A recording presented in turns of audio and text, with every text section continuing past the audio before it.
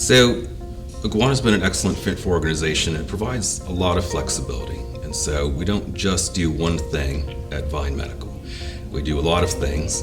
And so we needed a tool that could handle a wide variety of different scenarios across the board. And so that means that dealing with hospital systems is not the same as dealing with a clinician inside of, a single clinic shop, or dealing with a provider organization representing, hundreds of different providers. And so the needs for each of those people are all very different. And so Iguana provides excellent flexibility for us to provide the right tools to our team to manage all of those different scenarios without having to have a different staff for each tool or a different consultant for every tool. It makes it really simple to do everything out of one tool that we can use across all of the organizations and all of our technology platforms. So one of the great things about Iguana is that we can have channels set up to handle your standard HL7 everyday stuff, your ADTs, your cold feeds, right? That happens every day and it's not particularly difficult. And so having those channels kind of pre-built, you kind of go in, you kind of fill in the blanks, you add the variables that are unique to that client installation, and off you go. It really reduces the amount of time necessary to sit down and write a new script for every single client, right? And so that's one end of the spectrum. The opposite end of the spectrum is also enables us to do some really complicated solutions for a client. And so one that we did, over 80 channels. There's a bunch of automation in the workflow in there. It took us 9+ months to design and implement it with the client. It's incredibly complicated.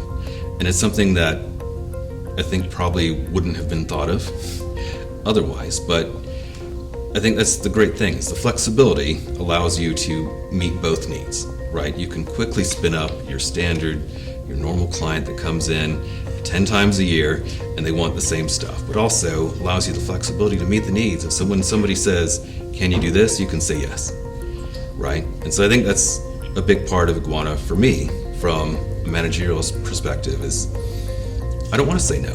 I want to say yes to the client, right? I want the client to say no based on it's too expensive or it takes too long, right? I don't ever want the limitation to be me or my team, and Iguana is a big part of helping us do that. So I think flexibility, I'll keep coming back to, right? When you look at other integration engine tools, some of them are not so flexible, right? Or once you get into something created, how do you modify that? How do you take that and use it again somewhere else? And I think those things aren't so easy in other ways. And so I would say that Iguana may seem daunting at first, right? Because you have to have Lua scripting, which is probably not that incredibly popular out there in the world. But I will tell you that from my own experience, that my top developer using Iguana today started out life as an IT guy, right? He came to us with little, we'll just call it no, development experience. And in less than a month, he was the one writing the scripts, right? It may seem difficult because you don't have somebody on staff who does it today, but it's not difficult. Anybody can learn it. I've learned it. I've got my other non-developer people, my analysts are learning it, right?